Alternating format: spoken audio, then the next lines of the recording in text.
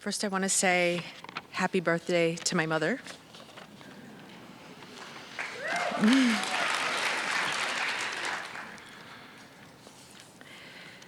Soviet soldiers surged into battle with the same standard battle cry, for Stalin, for the motherland.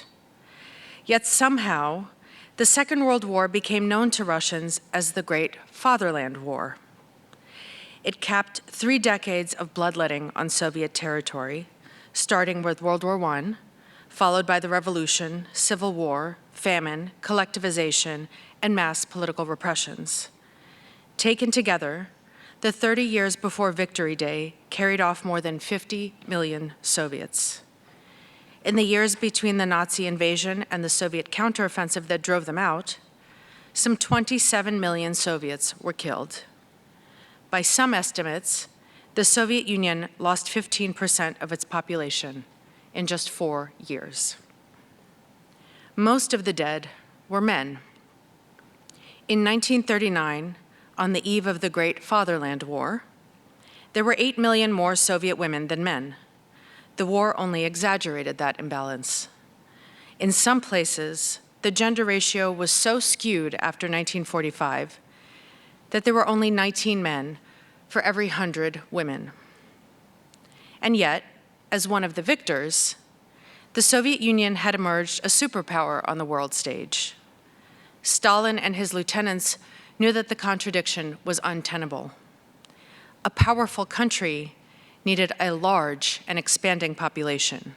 It needed people to rebuild all that was ruined, to run massive factories and till the soil of giant mechanized farms, and perhaps to fight once again the kind of war it had just won.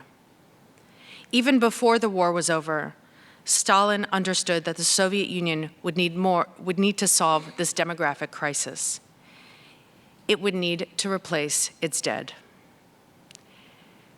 There is an apocryphal story that when he was warned about the catastrophic losses the Red Army would suffer while taking this or that city, he replied, "It's fine. Russian women will have more." He probably never actually said this, but he didn't have to. It was his unspoken strategy for everything. For Stalin, great achievements in industry and politics and in war required proportionally vast human sacrifice.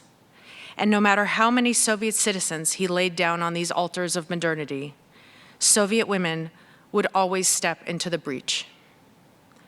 They would pick up guns and climb into the cockpits of planes in which they burned like matchsticks.